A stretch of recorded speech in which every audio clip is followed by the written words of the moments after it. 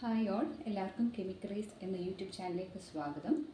നമ്മൾ ഇനി മുതലുള്ള കുറച്ച് വീഡിയോസ് നമ്മുടെ കെമിസ്ട്രിയിലുള്ള ഓർഗാനിക് നെയിം റിയാക്ഷൻസിൻ്റെ ഒരു സീരീസ് ആയിരിക്കും ഇടാൻ പോകുന്നത്. അതിൽ നമ്മൾ ഒരു ആൽഫബറ്റ് ഓർഡറിലായിരിക്കും പോകുന്നത്. അപ്പോൾ നിങ്ങൾക്ക് പഠിക്കാൻ ഇഷ്ടം കൂടി എളുപ്പമാകും.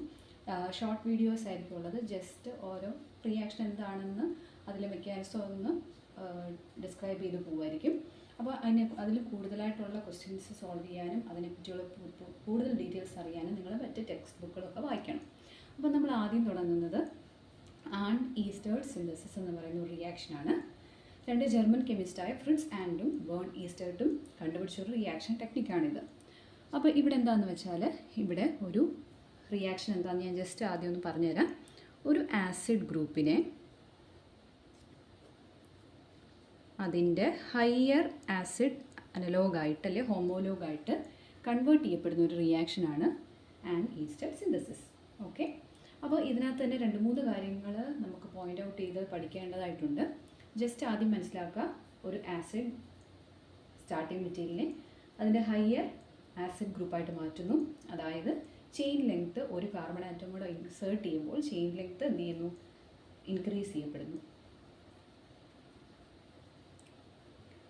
അപ്പോൾ നമുക്ക് പഠിക്കാം എന്താണ് ഇവിടെ സംഭവിക്കുന്നത് വെച്ചാൽ, ആദ്യം നമുക്കുള്ള നമ്മുടെ സ്റ്റാർട്ടിംഗ് മെറ്റീരിയലായ ആസിഡ് ഗ്രൂപ്പ് ആദ്യം ഇതിനെ ആസിഡ് ക്ലോറൈഡായിട്ട് കൺവേർട്ട് ചെയ്യപ്പെടുന്നു.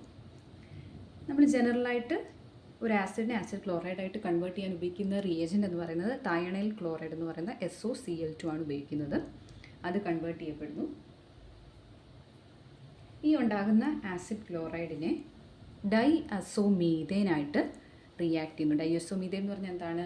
മീഥേൻ CH4-ലെ 2 ഹൈഡ്രജനെ റീപ്ലേസ് ചെയ്ത് N2 ഇൻസേർട്ട് ചെയ്യുന്നു. ഇതാണ് ഡൈഅസോമീഥേൻ എന്ന് പറയുന്നത്. ഡൈഅസോമീഥേൻ ആഡ് ചെയ്യുന്നു. റിയാക്ഷൻ നടക്കുമ്പോൾ ഇവിടെ നമുക്കറിയാം ക്ലോറിൻ ഉണ്ട്, ഈ CH2N2-ലെ ഹൈഡ്രജൻ ഉണ്ട്. അപ്പോൾ ഒരു HCl എന്ത് ചെയ്യുന്നു? ഇവിടെ എലിമിനേഷൻ സംഭവിക്കുന്നു. HCl എലിമിനേഷൻ നടന്നിട്ട് നമുക്ക് കിട്ടുന്ന ഗ്രൂപ്പിനെയാണ് ഡൈഅസോകീറ്റോൺ എന്ന് പറയുന്നത്. RCOCHN2 ഡൈഅസോകീറ്റോൺ RCO group.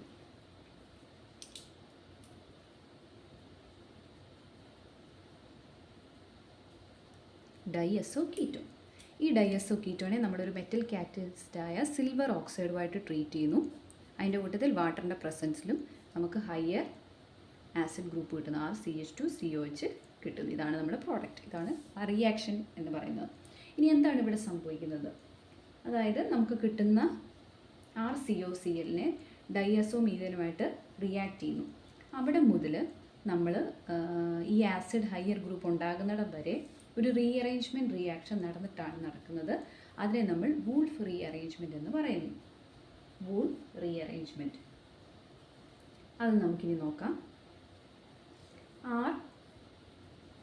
RCOCHN2-നെ ഇനി എക്സ്പാൻഡ് ചെയ്ത് എഴുതാൻ പോവാണ്. ഇവിടെ നടക്കുന്ന മെക്കാനിസം RCOCHN2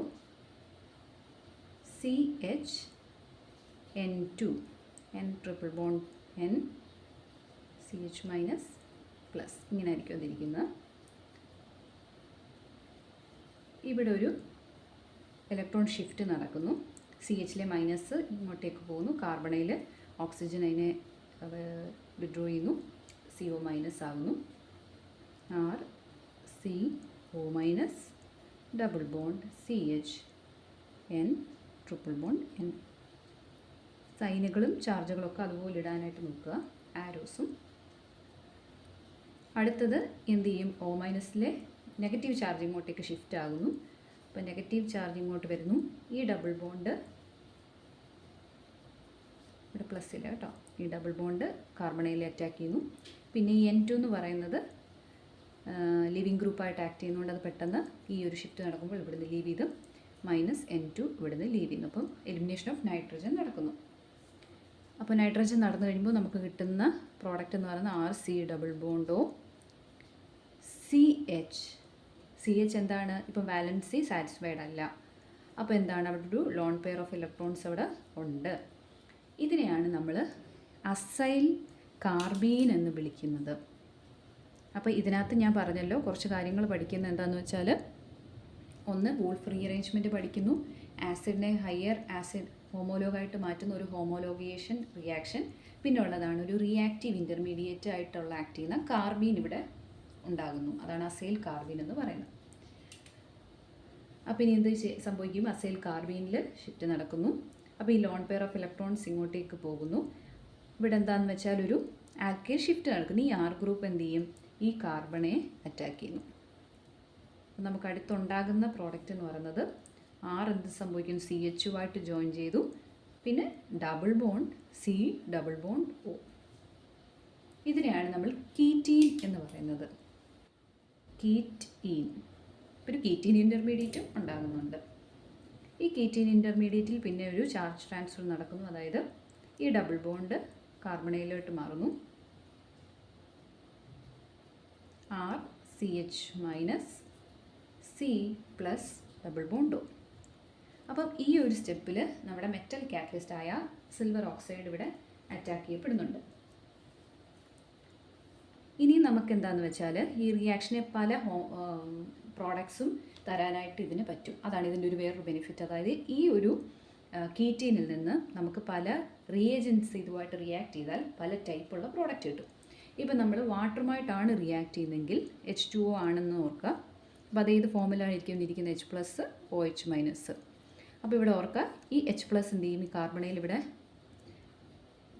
എടുക്കുന്നു. അപ്പോൾ CH2 ആയി. C+ ആര് വന്ന് ഇൻസേർട്ട് ചെയ്യപ്പെടുന്നു? OH-. അങ്ങനെയാണിത് ആസിഡായി മാറിയത്. എന്ത്? ഹയർ ആസിഡായിട്ട് മാറിയത്. ഓക്കെ.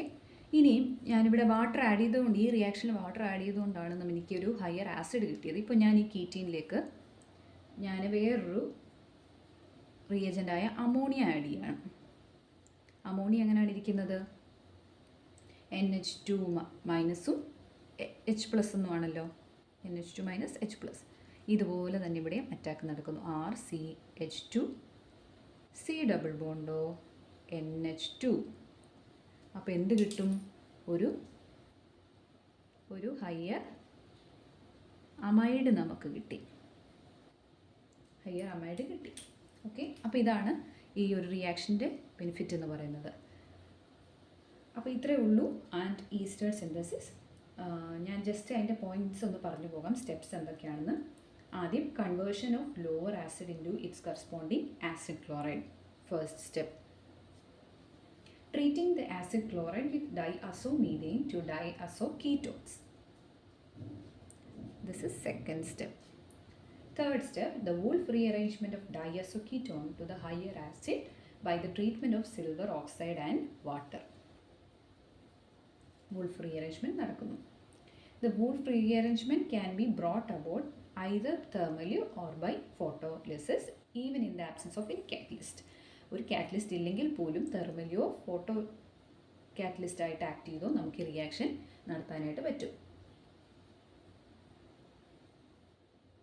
അപ്പോൾ ഇതിൽ നമ്മൾ പഠിച്ച ആൻറ്റി ഈസ്റ്റർ സിന്തസിസ് എല്ലാവർക്കും മനസ്സിലായെന്ന് വിശ്വസിക്കുന്നു.